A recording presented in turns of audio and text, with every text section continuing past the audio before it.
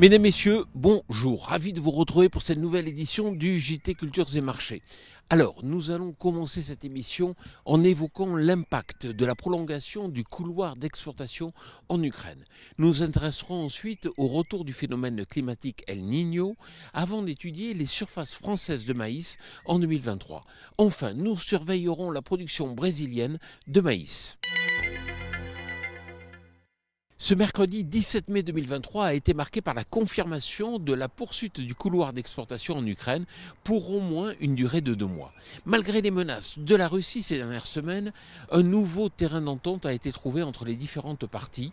Du fait de la spéculation à la hausse comme à la baisse, cette annonce a immédiatement entraîné une accélération baissière sur les marchés agricoles. Mais attention, la contre-offensive ukrainienne se précise et à plus long terme, il sera intéressant de suivre les volumes disponibles en Ukraine avec des potentiels de production déjà limités en 2023. Donc ne tombez pas surtout dans les pièges. Selon de nombreux modèles météorologiques, l'année 2023 devrait marquer le retour du phénomène climatique El Niño, synonyme de conditions sèches en Australie. Souvenez-vous, la récolte de blé en 2019 en avait déjà fait les frais, avec une production australienne inférieure à 15 millions de tonnes. Mais, entre-temps, le phénomène inverse dénommé la Niña a permis une production moyenne de 36 millions de tonnes entre 2020 et 2022. L'USDA intègre déjà ce risque El Niño pour la nouvelle campagne avec une estimation de 29 millions de tonnes de blé en 2023. Nul doute que le développement des cultures en Australie sera à suivre de près durant les prochaines semaines, d'autant plus que l'ONU annonce que les 5 prochaines années seront les plus chaudes jamais enregistrées à l'échelle mondiale.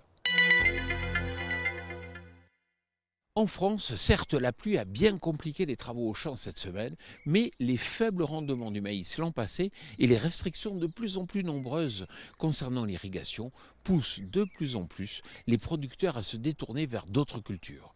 Les surfaces françaises de maïs sont ainsi estimées à 1,33 million d'hectares, en baisse de 11% par rapport à la moyenne des 5 dernières années. En clair, nous devrions connaître la saule la plus faible depuis plus de 20 ans.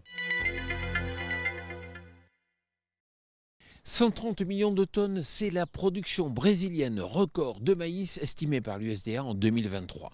Les principales zones de production bénéficient d'excellentes conditions depuis les semis, incitant l'USDA à relever ses prévisions de 5 millions de tonnes dans le rapport du mois de mai.